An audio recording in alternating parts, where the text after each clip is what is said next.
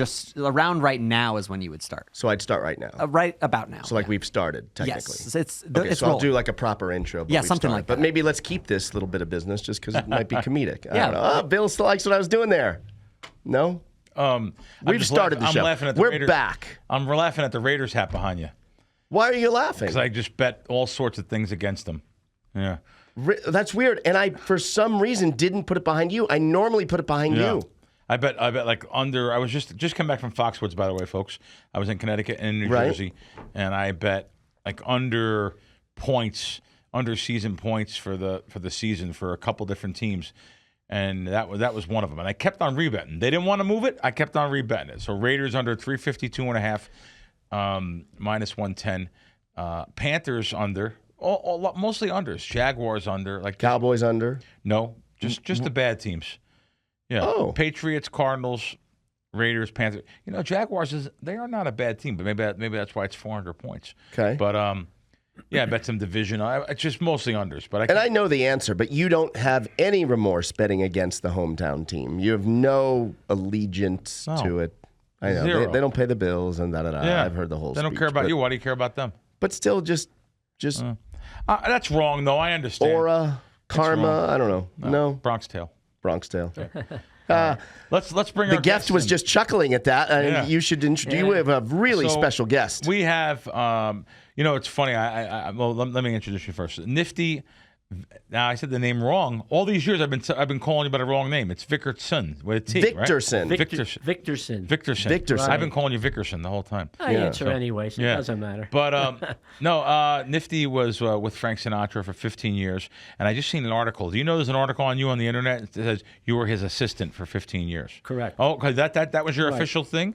You were his assistant. I not to interrupt you. I started out actually helping the band with the music, setting up the drums, right? Which I wasn't schlepping all this stuff. I wasn't too thrilled. And then what happened was the guy that worked for him, Mike Castellano, he was a union guy in wardrobe. So he was a little nuts. He liked them, but he could never find them, this and that.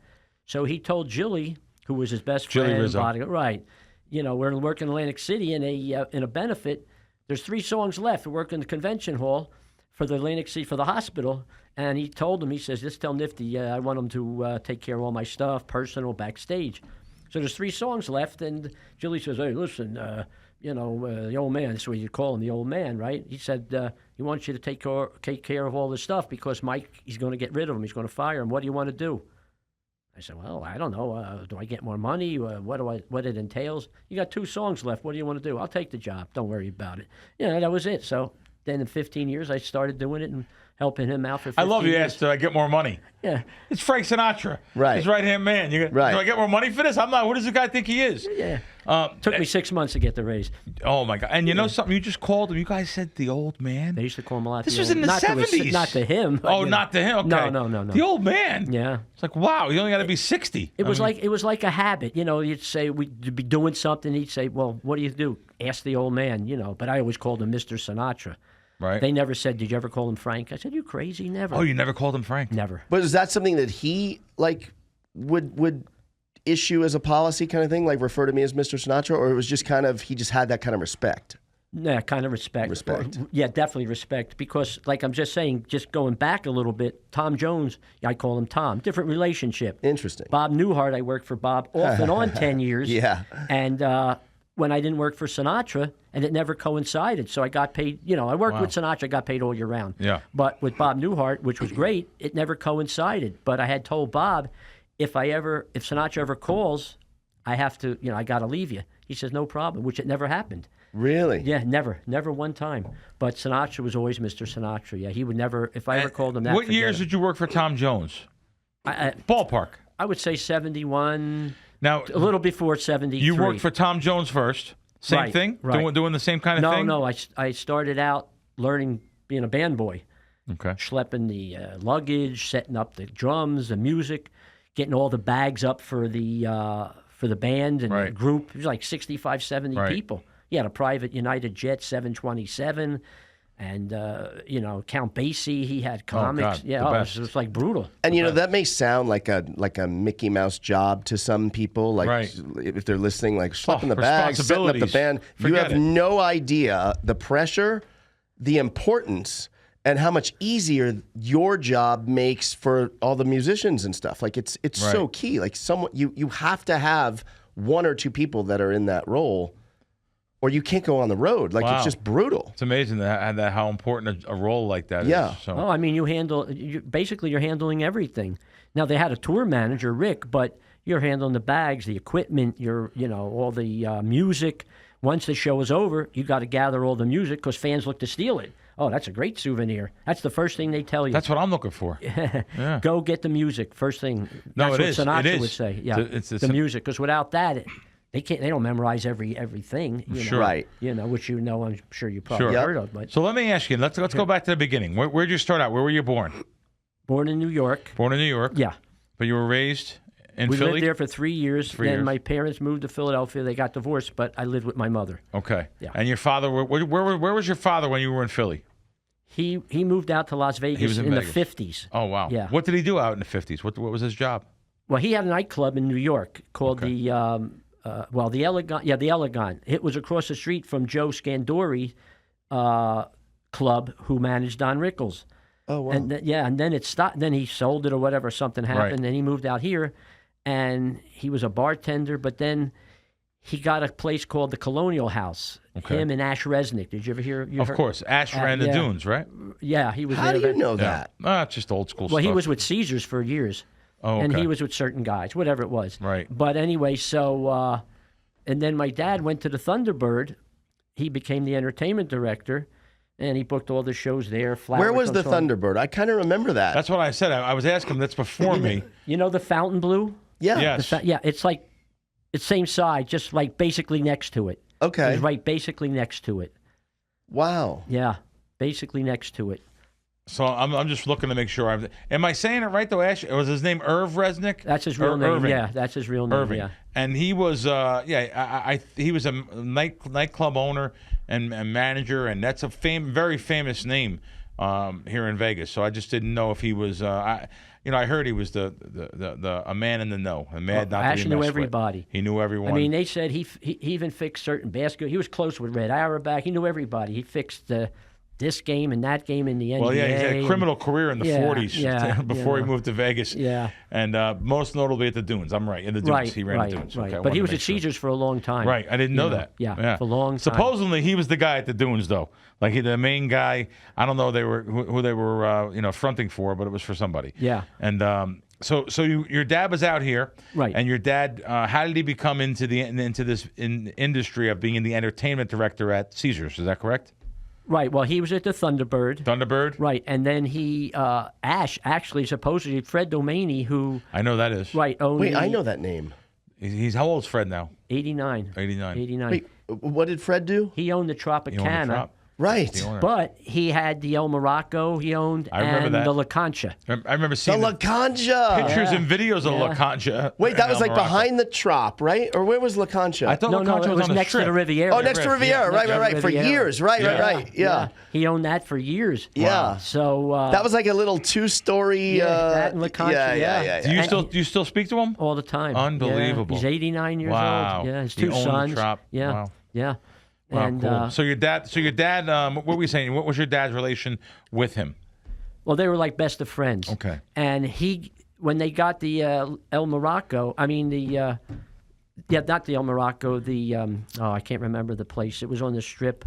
Okay. And they gave it to him. He went to his dad, and his dad loved my father because they went to see the Flower Drum song, and he there was no bill. Of course, he comped him and his dad, and he said, well, give us the bill. And they said, no, it's taken care of by Dave Vickerson. We got to leave the tip. Mr. Vickerson took care of that, too. My dad, forget, he didn't care about money. Good guy. So the Colonial House, that's what it was. Yes, the Colonial House, went, you said. He wanted to get it to open it up, to have something, right? And Ash was his partner. So anyway, he said to Fred, he says, I want to take over the Colonial House. What's the rent? So Fred went to his father,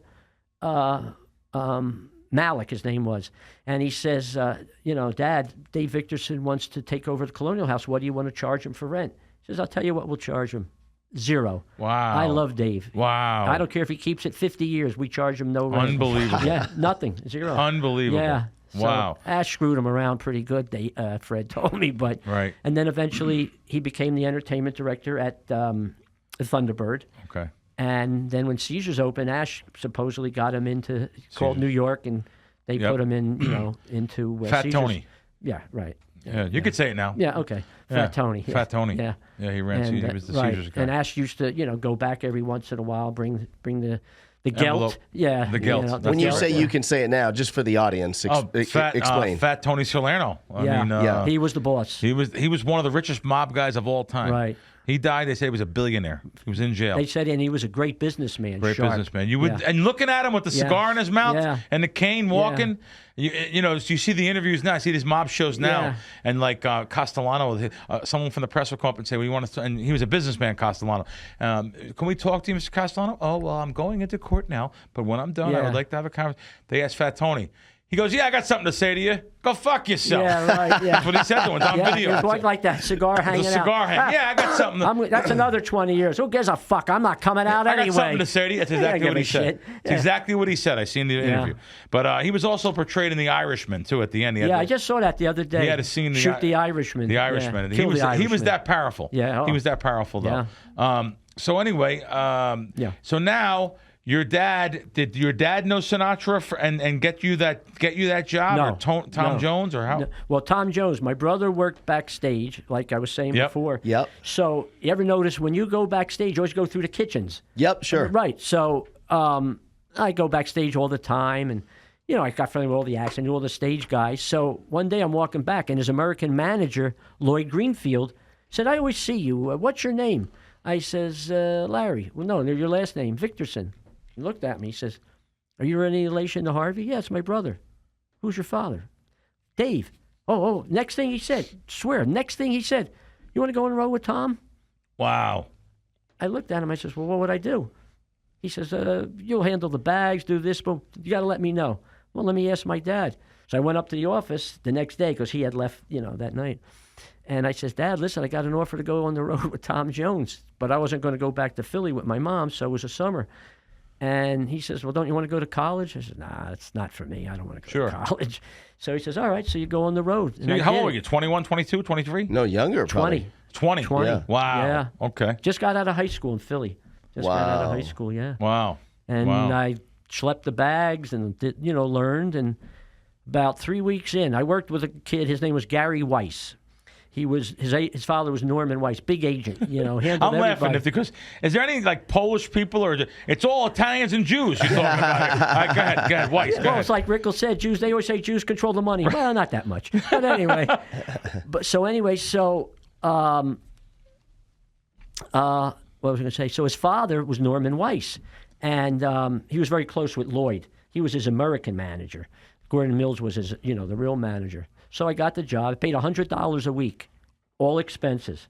I paid for nothing, tips, whatever I wanted, And then I learned. So Rick Bacone, he was the tour manager. He was great. He was with Dave Clark 5 for years, and he's great in the music business.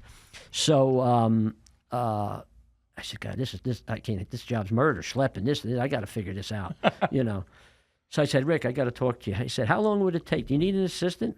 "Well, are you learning?" I said, "Yeah, I think I'm doing pretty good. You're watching me." He says, 2 more weeks. If I think you're good, I'll make you my assistant." Wow. About 10 days later, he did. Nice. And I didn't have to do that no more. And then I learned different things. And, And Tom was good, right? Good guy? Nicest guy in the world. Such a nice guy. Yeah, Sweetheart, yeah. John was a stand-up comedian for years, and he was on the road with Tom, right? Yeah, I opened for him. He a opened couple for times. Tom. Yeah, Oh, wow, yeah. okay. Great guy. Yeah, his son Mark. So nice. I never met Mark. Never met Mark. Yeah, and I really didn't even interact with Tom too much because I just try to, stay out of his way and stuff. See him before the show, real quick, maybe after. So the will show, he know you if we go to the show? Yeah, for sure. Okay. Yeah. No, he's a super guy. I haven't seen him in 40 years. So it's like if I saw him, he said, "Where the hell have you been?" "I've been 40 years here, Nifty." Right. I mean, come on. Right, right. But he's a great guy. Yeah. I may The get nicest. tickets. We'll go and see him. When is that again? Next month sometime. Okay. Yeah, we'll see if we can get backstage and hang I'll out. say with him. Nifty. You have any bad feelings? You guys leave off bad? No, I never. want to make sure No, maybe never. Do you live here owe now? him some money. Yeah. Okay. Yeah, I live here. Oh, he's a super guy. Oh, good. Great. Great. Good. Let's get to Frank. Okay. So, your introduction to Frank and you being with Frank was around 74? 73. 73. Right. So you actually did you meet him right away? No. What happened was, Ira Seidel, who was a big agent at ICM, he was working at the Riviera. I mean, at the Thunderbird with Gary Puckett and Union Gap. He worked for everybody. If you see, I just want to say, remember the tape when the Beatles played Shea Stadium? Sure. And you see the Beatles going up the steps? Of course, yes. Okay. Yep. Do you recall, or you can pull it up, the guy that patted Paul McCartney on the head? No, I don't do that, but I Pull don't it up. remember that. That's him. Oh, wow. That was okay. Ira, yeah. Okay. So I went to see him, and he says, listen, I want to ask you something. Yeah, sure. Listen, Sinatra's coming out of retirement. How would you like to go to work for him? Because I was off a little, Sure. I wasn't working at the time for a few weeks. So I said, gee, this could be great. I said, okay, what do I do? I don't know. Let me talk to Mickey Rudin, his lawyer, and I think you'll be okay. He says, okay. So they were going to Lake Tahoe. I met Rudin, his lawyer, and he said, all right, Nifty, yeah, well, he wasn't the most pleasant guy, right. but, anyway.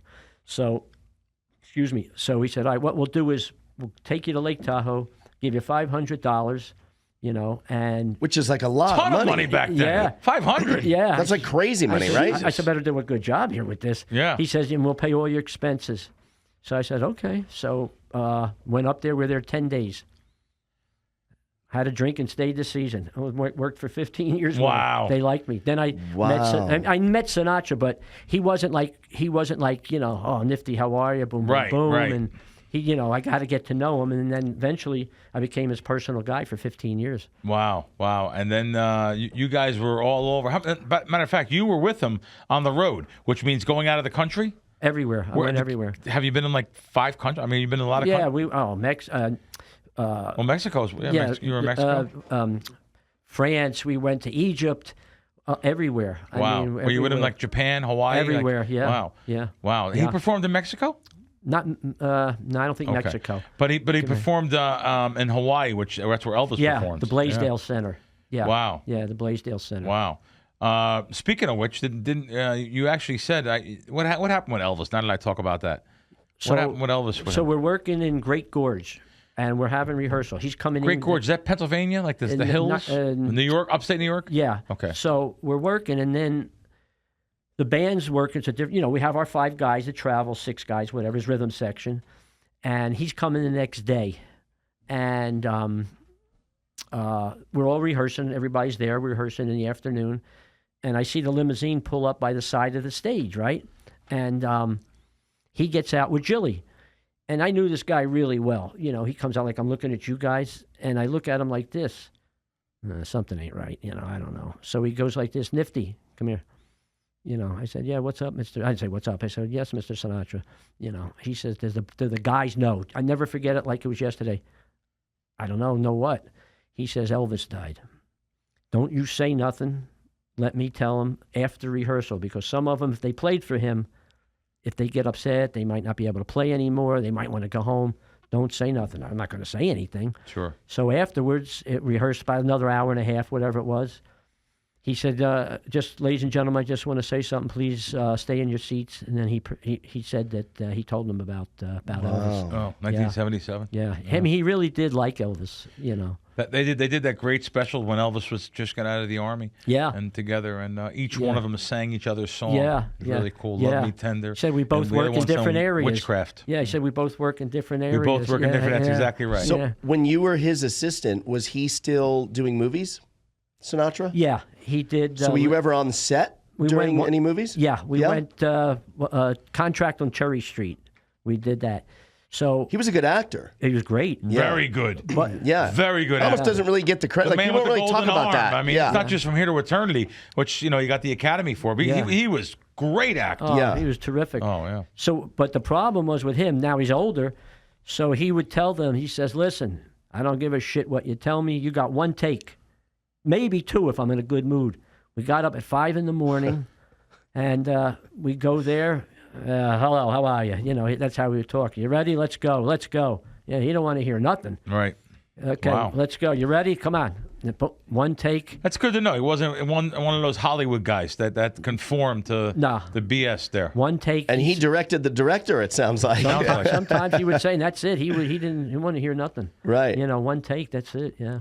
Nifty. Thank God, because it's like 7 a.m. So, yeah, I know he liked Elvis. So, you told me a story the other day. I had to bring this up. The soup story. Let's tell the soup story with Frank. Yeah, Frank liked his soup. Yeah, he was old-fashioned in a lot of ways, Yes. Regimentated, which is fine. Sure. And it was easy because he wasn't hard on the road with a rider. His was easy. Cough drops, cherry cough drops, Tootsie Rolls, liquor, on the road in the arenas was easy, not a lot of stuff. Oh, yeah, tell them. So what was in his repertoire there? Yeah, his cough rider, drops? cherry Lifesavers. Right. Cherry Lifesavers, midget Tootsie Rolls. Right. The chicken soup, which I'll tell you the story. Yep. Wheat Thins. And tea with honey. And basically, that was it. He never, not Madonna. Wasn't or like these Madonna other or ones. Led Zeppelin or these guys want forget take it. all the purple M&Ms out. Rolling Stones. No, forget it. No. Right. Motley Crue. So we're working Kalamazoo, Michigan. And he would always want Campbell's chicken with rice soup. It has to be Campbell's chicken with rice soup and Wheat Thins. So I'm there ahead of him, get everything set up. So I say, the promoter knows, he has the list, and I get there. Because sometimes I go with him, sometimes I wouldn't. So, but this time I'm ahead of him. So I don't see Campbell's chicken with rice. Excuse me. So I said to the promoter, the kid that was working for him, I said, "What happened to the Campbell's chicken with rice?" He said, "Nifty, we went to 4 stores, we can't find it." I said, "Wait a minute, this is a major city, Kalamazoo, Michigan. You can't find Campbell's chicken with rice?" So I got the limousine because I go out to pick him up at the airport, right? So we went to a few more stores. I can't find Campbell's chicken with rice. Can't find it. Oh, man. This is going to be some night. Yeah. But I got the Wheat Thins. So he comes in, pick him up, he comes in, and he always rehearsed. Like, he would do come and take a, he would warm up, come and take a walk with me, and then he'd go higher. Yep. And he said, "All right, Nifty, give me the soup, some Wheat Thins, and some tea and honey." I said, "Okay." Oh, shit, you're going to give him vegetable soup. Anyway, so I made... So you bought vegetable soup? Yeah, I got vegetable soup. So I said, all right, I put it all together, make the tea, put on the Wheat Thins on the plate, got the soup, put it on the table. Goes like this. "Nifty, come here. What the fuck is that?" It's vegetable soup. I fucking hate vegetable soup. You know that. I didn't know that, but... All right, listen, forget it. Fuck the vegetable soup. Throw it out. Just give me the Wheat Thins with the tea. Tomorrow. Well, when you coming back to New York? I said, "I'll be back tomorrow at noon." "Okay, just take the day off." Because he had an apartment at the Waldorf for years. Yeah. Oh, yeah. We all know that. Right. Yeah. Oh, we know that. We stayed in it. Wow, really? Did you? Yeah, when my dad had his little meltdown there in 77. Okay. After Freddie died. Yeah. Freddie Prinze. Sinatra flew us out there. Oh, wow. We stayed there, and then my dad checked into rehab when rehab wasn't cool for a minute, for 72 hours. Yeah. 33rd floor. Yeah. 3300. Yeah. So he says, "All right, just come back Thursday, be here at noon." And you got to be, like I told Bill, you got to get up a day ahead of him. He wants 12 o'clock, you better be there 11:30. And I'm always on time. So I'm there 11:15 anyway. So he called Dorothy. She's the secretary. She traveled with us. And, is Nifty here yet? He's here, Mr. S. She would call him. I never called him nicknames. And so I go in, "All right, Nifty, let's eat something." You eat, because he'd always offer. He'd cook. He'd make pancakes. He would cook. Yeah. Oh, yeah. Right. I mean, and you said he was a good cook. Great cook. While he's cooking, he cleans. He was always like that. Everything's clean. He's ready to go. But he would make you food. He would make you food once in a while. Oh, like yeah, all the pancakes, time. whatever. If he was cooking, he'd always offer you. Right. We had pancake, whatever you wanted. So I said, "All right, listen, after we eat, we're going to get the soup." Because he didn't forget. He remembered. So, which is fine. He said, "All right, Nifty, this is what we're going to do. I'm going to make an anvil case big enough to handle 24 cases of Campbell's chicken with rice soup. You'll never fucking be out of Campbell's chicken with rice soup." That's how he said it. Never. If you are, you must be taking it home.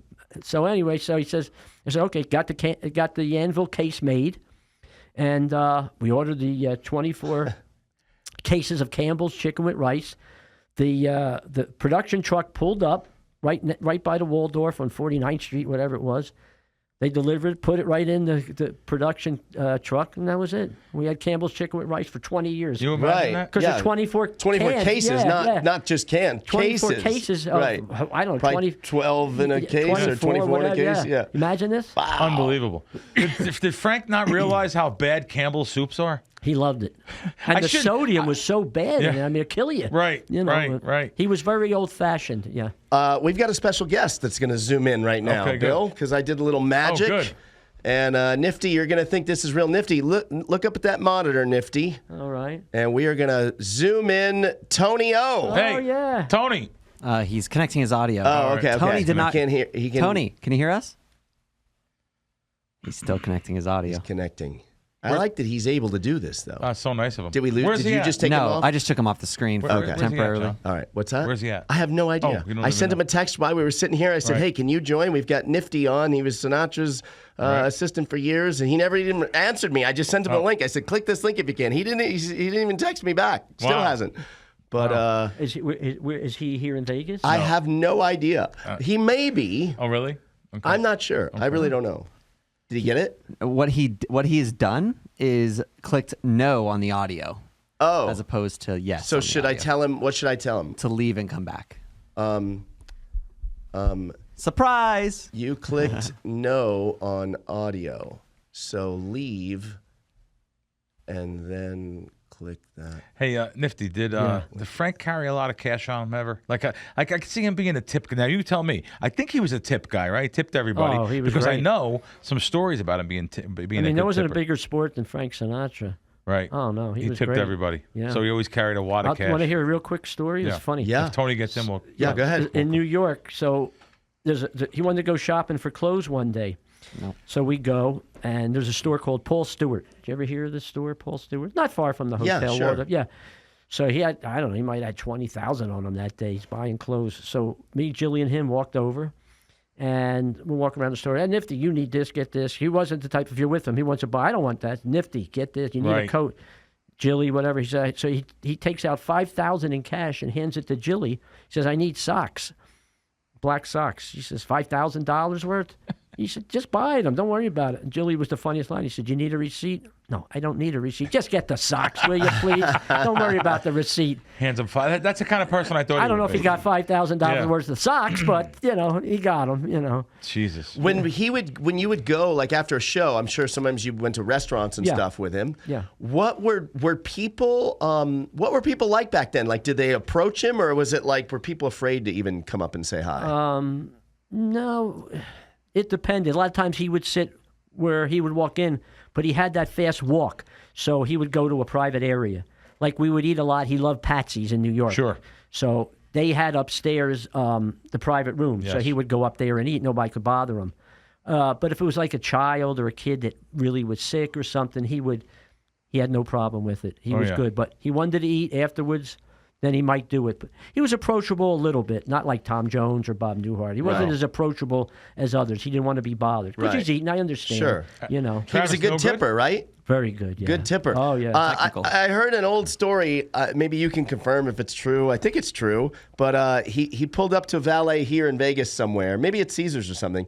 And the kid comes out, to park his car. Right. And he says, "Kid, what's the biggest tip you ever got?" And he goes, $100, Mr. Sinatra. So Sinatra peels off like 200, and he gives him 200. And he says, now who's the biggest tip that you ever got? And he says, you are, Mr. Sinatra. Yeah. He says, okay. So the kid starts getting in the car, and he says, by the way, kid, who had given you the biggest tip before me? He goes, it was you, Mr. Sinatra. I heard that was a true story. Wow. Yeah, true story. Yeah. Yeah. See? He's like, hey, That's what's good your you biggest heard it tip? was $100. Well, here's 200. I mean, he would go Yeah. in the men's room and, he's drinking in the gallery at Caesars for years. You know? Yeah. And he'd say, come on, we got to go to the men's room. I got to pee. You give the guy every time 100. In the men's room. Every time, yeah. Wow. And back 100. then, That's Yeah. sick. I mean, still today, that would be sick. Yeah. 100. Forget about it. $100, No yeah. one gives up. No one would No, do that. No. $100. You're That's a good great. tipper in the I'm not men's room. giving- You're I'm a not giving 20. 100. You're a No, 20 in the I give men's him room. always 5. 5 in the men's room. Yeah, I'm a 5. Unless he's on the phone, not doing. If he's on the phone, like not attending to the men's room, I'll actually say, buddy, you missed out on $5. Are you talking on the phone? Oh, you know. Okay. Tony, can you hear us? Oh, wait a minute. I can hear you. Oh, we He- got him. We he's got back. him. Tony, how you doing? I'm doing okay. How are you guys doing? Good. We got it. We have a guest, the guy I've known for years, Nifty Vickerson, and I didn't know if you knew maybe his dad, who was an entertainment director here in town, or Nifty was Sinatra's right-hand man, his assistant for 15 years. Have you ever heard of him, or you heard of his dad, or no? Of course. Oh, wow. I mean, yeah, sure. There you go. Yeah, Nifty. you know, they used Say to hi to Tony. confuse me. How you doing, You know, they Tony? used to confuse me with Tony O. Yeah, he worked for him after I left. Right. And through the years, I used to send out things Tony O, and they thought I was Tony Sinatra's Tony O. Sometimes that got me in trouble, if you know what I mean. Yeah, for sure. Tony, I just want to tell you a quick story. I was telling your son and Bill that when my brother worked at Caesars. What was your brother's name again? Harvey. What was Harvey's last name? Victorson. Oh, right, obviously. Yeah, Of course, yeah. I'm real quick, Bill. So yeah, that's okay. Yeah. So anyway, you had that plexiglass stool, and he was moving it. That was his job at that time. And my name came up. Oh yeah, I know. I've heard of Nifty. Listen, if he ever leaves Sinatra, tell him he can come work for me. True story. Yeah, Dad, so you offered Nifty a job if he ever left Frank to come work for you as his assistant. As your assistant. I actually remember that because everybody that touched that stool screwed it up. Oh, wow. Wow. You know, that stool was very important and a very important moment in the song. And I remember that was done so well. How are you doing? How about my son and his buddy Krackomberger? Aren't they something? They're great guys. Super. I told them anytime they need me, I'm here. No problem. Good stuff. Tony, where are you? Where are you in Vegas right now or no? No, I'm back in Branson now. Oh, okay.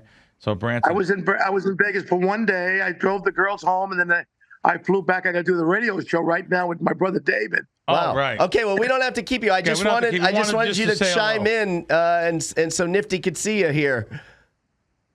Well, Let me ask you a question. Do you remember? Sure. Were you with Frank when we would do the fundraisers for UNLV at the Aladdin Hotel in the back, which is now Planet Hollywood Zappo Theater, that whole thing? Were you with Frank then? Yes. In fact, I remember they had a dressing room for him.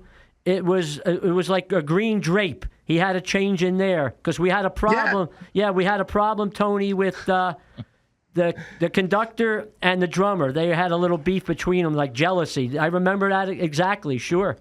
Wow. Yeah. Wow. Well, he gave me the honor, if you remember, one year to co-host that show with him. Right. I remember. Sure. Yeah. Yeah. Unbelievable. That theater's still there. Frank was very, very good to me. The first time I ever met Frank Sinatra was in New York, and he was putting together with Jilly a show at the, oh my God, the famous place in New York for all the acts where they used to do the roasts. You know what I'm talking about. Friars Club. Friars Club, yeah. Yeah, Friars Club. And so Frank, I had never met him. I had knocked 3 times out at the time. And Jilly was a friend of my dad's because my father made all the guys, their wives, their mink coats. He was a furrier, my father, John's granddad. Oh. And he's asked me to come to see Frank, and I'd never met him. And I walk into this room, into the green room, and there's Frank. He's lining up, I mean, the biggest stars you could name to get on the dais, you know. And it was a double dais. So he'd go like, you know, Richard Burton, Elizabeth Taylor, come behind me. Cagney, get behind them. Listen, Rickles, stop talking to Sammy. And Jerry, will you shut up? Move over here behind him. And Natalie Wood, and it went on and on. Kirk Douglas, and it went on. Finally, he says, Tony Orlando, follow me. And I thought, what the hell is going on? I get behind him, and we're walking towards the dais. And I said, Mr. Sinatra, my God, this is unbelievable. Why are you doing this? He says, shut up, I'll tell you later. We get there, and he puts my sign behind him. So he's on the lower part of the dais, and he puts my name behind him. So when the whole thing is over, I said, Mr. Sinatra, this is unbelievable. Honoring Gene Kelly, one of my favorites of all time, to be with you here. Why did you do this? He said, well, let me ask you a question, Tony. Who's hosting this thing tonight? I said, you are, sir. He said, where are everybody's eyes? I said, on you, sir. And who is sitting directly behind me? I said, I am, sir. And who is the new kid on the block? I am, sir. Well, welcome to show business. That's how we bring in the new kid on the block. How cool. he knew protocol pretty good, didn't he? He was wonderful to me, Frank. Oh, that's terrific, yeah. That's awesome. That's great. All right, well, go do your radio show. Thanks for popping in. I know this was just out of nowhere. I sent you a text. Click this link. One thing to you, John, my son. I'm 80 years old now. Oh. I put my order into the good Lord to have your body in my next life. All right, it's in. All right, hope love to you. See Thank you soon, Tony. Bye. See you, buddy. There it is. How's that for a little surprise for you, Nifty? That was nifty. Yeah. Right. What a great that guy. was nifty. John, your dad's great. Yeah. Thank you. Yeah, he's super awesome. Guy. He's awesome. He's such a charitable guy. Yeah. Won't leave till he says hello to everybody. And makes he's you always feel been special. like that. Always been like that. Makes you feel special. Yeah. Yeah. No. And it's funny, not to interrupt you, he was saying like he's in back of him and he's helping him out. He's new, and you could see he liked him. Right. So, and like protocol, Sinatra told me one day, because he would talk to me about different things. We're eating, because he would say to me, like, Nifty, what are you having for dinner if we work at Caesars? That means I'm stuck eating with him because he don't want to eat alone in the dressing room.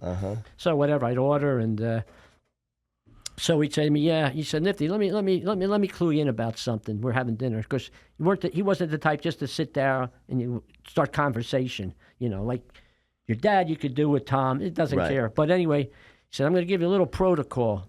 When I worked at the Paramount, Nifty, I'm listening. Okay. You know what I did? I always brought 2 tuxedos. Why is that? Because if something goes wrong with the first one or it's raining, I can go on stage. The other ones always brought 1. They screwed themselves. They couldn't work. Right. They always brought 2 tuxedos. Wow. In case something. Always bring 2 of something. Little things. Innuendo. So I always brought 3 or something just in case the other 2 screwed up. Wow. Those were long hours, right? Yeah. Like, so a lot of people probably don't realize that you're the last, like you're on their schedule. You're on the performer schedule. Oh, definitely. So they may, if they want to sit and talk in the dressing room with friends till late night after he said a he show. Wouldn't want to eat alone. So right. Sometimes it is lonely at the top. I mean, you probably left him sometimes 2 o'clock in the morning. No, actually, when he finished his shows, never stayed. Oh, really? Never. He got out. He hated to stay. Really? Yeah, at Caesars, or you work like, it's say Lake Tahoe, Harrah's, unless he went upstairs, which they prayed he did. Everybody's free. But I didn't have to be with him because he drinks. I don't drink. And I've had a long enough day and anything. But I go with my friends or the guys, get something to eat. My girlfriend in Vegas, we were together. We go eat, my friends. But no, he'd go out to the Galleria. Yeah. And he had a lot of guests that he would bring in. Palm Springs, or whatever. They flew in from Vegas, and he'd go to Galleria and go eat. In between shows, a lot of times he would go eat at the Palace Court, and then he'd come down. Sometimes he'd be a little tipsy, he'd have a little wine. But what do you mean he left after the show? Where did he go after the show? Home? No. Meaning he wouldn't chill in the dressing room and like have like a bunch of people. A meet and greet or nothing like that. No, once in a while he did, but wouldn't be long. He'd tell them it's 10 minutes. Me or Jilly tell him 10 minutes. That's it. Take a picture. He would either go upstairs to his suite, or at Caesars they had the Galleria right next to the Baccarat. The bar, and he'd go out there 4 or 5 in the morning, drunk, and order pizzas, and I was home relaxed, and I didn't care. Or go to a coffee shop. I'm done. It's tough to be, even though he's a star, it's tough to be around people that are drinking and and he could be brutal when he drank, to be honest. I mean, but... We heard that. And how would it work? So if it is late at night, you go to dinner with him, let's say. Yeah. He would let you know when it's okay to leave, kind of thing? Yeah. It was like that's tricky, right? You don't want to ask. Right, because with him, it was like you get up, where you going? I'm tired. Come on, have another drink. I don't drink, but like when we had when Charlie Callis worked with us, now he's the comic. Sure. And so he said to Nifty, tell Charlie after the show in Atlantic City he's going to meet us for dinner. And he didn't want to look for dinner. He wanted to meet a girl, go to the coffee shop. He was a character, but he was a good guy. So so I told him, I said, Charlie, after the show, Mr. Sinatra wants you to come to dinner with us. Do I have to go? It would be a good idea, Good idea, Charlie. Go to dinner, So he says, okay. So he shows up at dinner. Yeah, Frank, I'll sit over here. Sit over here, Charlie. Come on, I want you next to me. Now I go to the end of the table. Can you hear me? Yeah. Perfect. Can you go to the end? I sit at the end of the table, get away from him. Nifty, come on. Sit over here. What are you sitting down there for? You don't need to sit down there. Sit over here. So, you can't say no. You got to do it. If it was Tom Jones or Bob Newhart, I'd sit over here. They don't care. Sure. But with him, it's different, Wow. Good story. Excuse me. How about you asked me about this? First, before I ask that question, you just said something about the other guy going after the girls a little bit. I asked you. I said Frank. I said Frank had to be with so many girls. They're throwing themselves at him, and you said, Bill, I'm with him 15 years. I never seen him mess around with any girls. Never. He was with his wife Barbara. Traveled. Never. But even when he was alone without Barbara, he could have done something. Nothing. No. Never, wow. No. Never saw that. He was, he was older, obviously, but still older. He was in his 60s, though. I mean, no, it wasn't. Yeah, and I mean, but I'm sure there was women that would have loved to have been with him. Of course, he's Frank Sinatra, but wow, no, never. Messed Flying around. on private jets back then, or how? Yeah, a lot of times I traveled with him on the private jet, and then a lot of times I went with the guys, make sure they're okay. Our guys. Yeah. I'd fly in L.A. from here, and we'd go. Did he have his own plane? He had his own plane. He did for a long time, but that was before me. Before you. I'm sorry. Yeah, know. But I'm going to give you a quick story if it's okay. Yeah. So he signs a contract with the Golden Nugget with Steve Wynn. Yeah.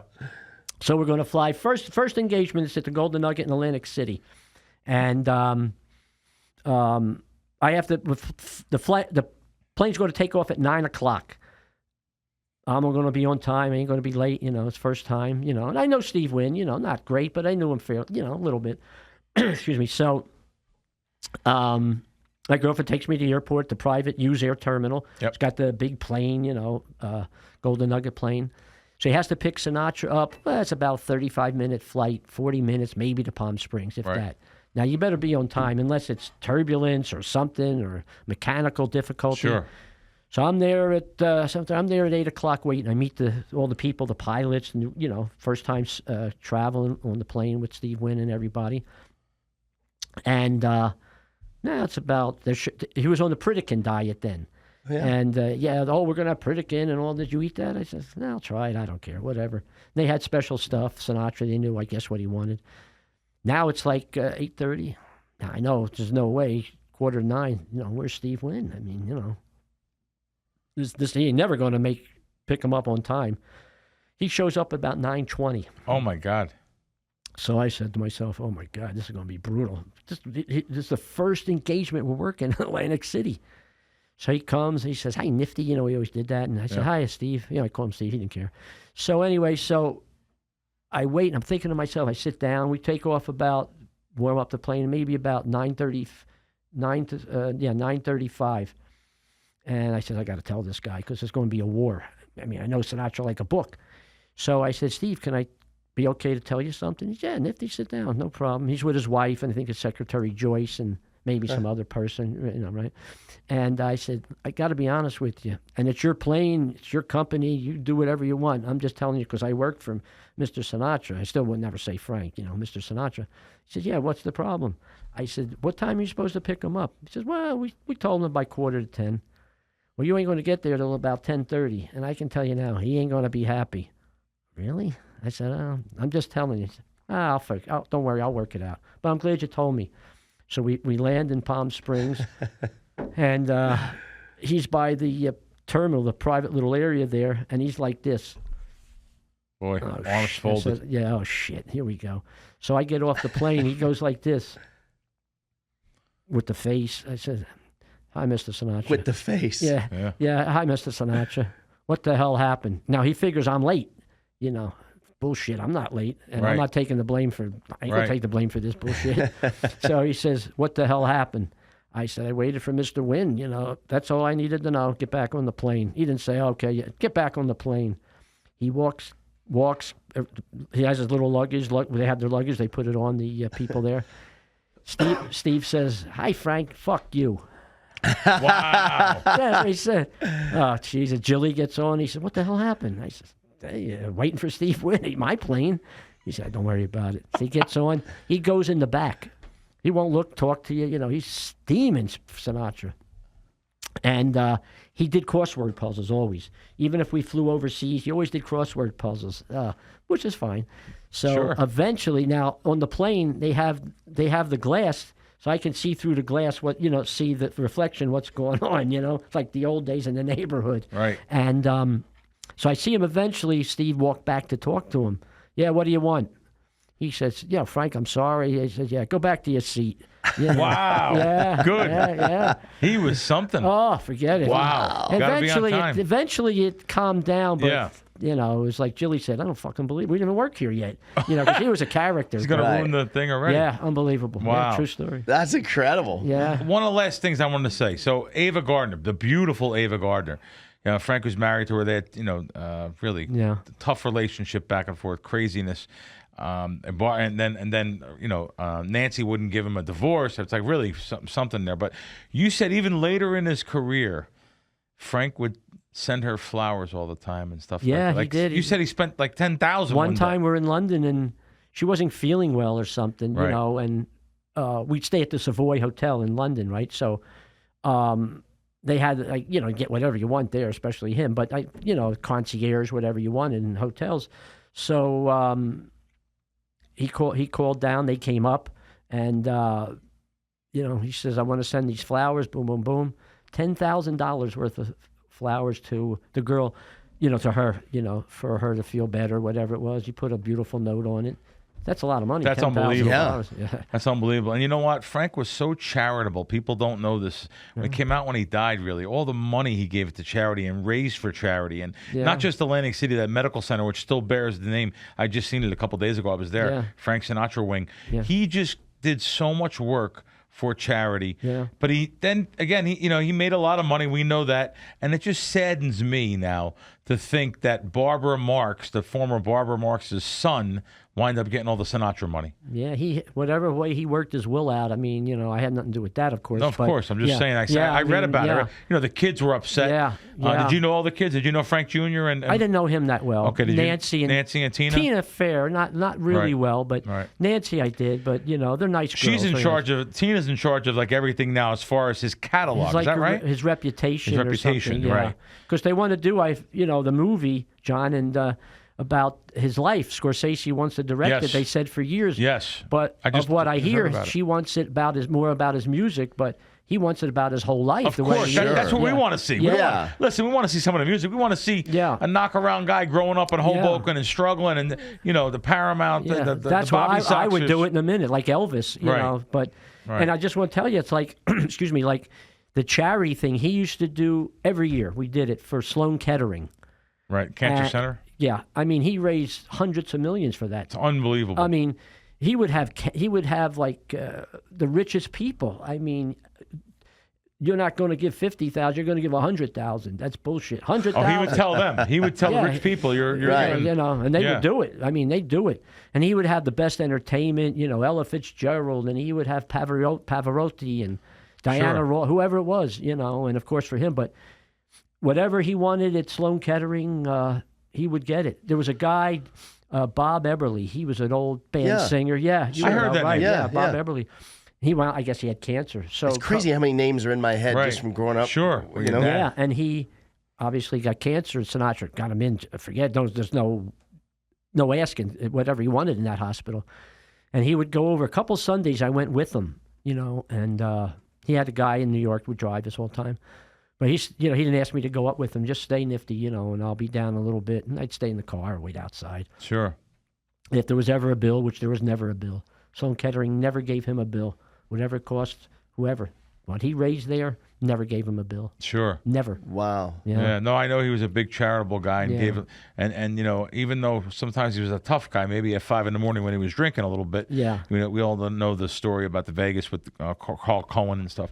Right. But that it's amazing. He would go out after the show, after a whole night, getting off stage at midnight, and he'd still be up 5 a.m. drinking. Yeah, well, you did 2 shows in them days. You had the dinner show, and the cocktail show. Yep. 2:00 we finished because they want you out by an hour and a half. You know that. Yeah. And then he'd change. I'd get him changed. All right, Nifty, I'll see you it's tomorrow. like an 8:00 show and a midnight show, right? Yeah, 100%. Yep. Yeah, Wow. And he'd change, and boom, he'd go. Once in a while, he'd go up, like I said, but he would go right out to the Galleria, drink, and he would sleep late. He wasn't the type to get up early, especially after that. Yeah. But Jack and Coke, was that really the drink? Jack Daniels and Coke. Jack and Coke. Now, if he didn't want to do it, because I put the drink on the piano, in the crock of the piano, and make sure it was always there. But if he didn't want to, he showed me. So I'm going to tell you how to do this, Nifty. You're going to learn something today. I don't want Jack and Coke. You take Coke with club soda. Stir it 3 times. All right. It'll look like Jack Daniels. You don't have to worry about it anymore. Just go ahead and do it. That's how you do it. Yeah. Wow. So, you know. Wow. But you got away from that. You never stood out and you never drank. No, I wasn't a drinker. Did you not? You just never, like me, you just never started, or you had a problem? Never. So if I sat with him to eat one time, here we go. All right, they're going to have this, boom, boom, boom. And because Barbara would always have, like, we had the group, it was always a set table, this and that. Give Nifty milk. Jesus Christ, that's boring. Give him milk, would you please? Right. You know, right. You know, he didn't care. Well, cool, man. It was great having you on. Yeah, here. this was fun. It was my pleasure. Yeah. Yeah, we're on for almost an hour, so really appreciate it. Maybe we'll have you on again if you don't mind. Whenever you want, I'm here. Good deal. Definitely need a part 2. Do you know Tom Dreesen? Oh, very well. Well, I've talked to Tom already, and Tom was going to come on, so maybe we'll have you and Tom come on. Yeah, definitely. Ask him. Dreesen opened up for Sinatra this week. If people at home don't know, Dreesen opened up for Frank for years. Yeah. The comedian. Yeah. And, my dad, too. Oh, yeah, your dad, too. Yeah. Yeah, my dad, too. Yeah. I know Tom very well, sure. Nice. Well, yeah, we're going to have him on maybe. So. Yeah. Well, good. Maybe we'll all go to Tom Jones and get backstage and relive some of the glory days. Yeah. Tom's a great guy. Sensational. All right. Thanks, guys. We'll see you guys next week. Thank you.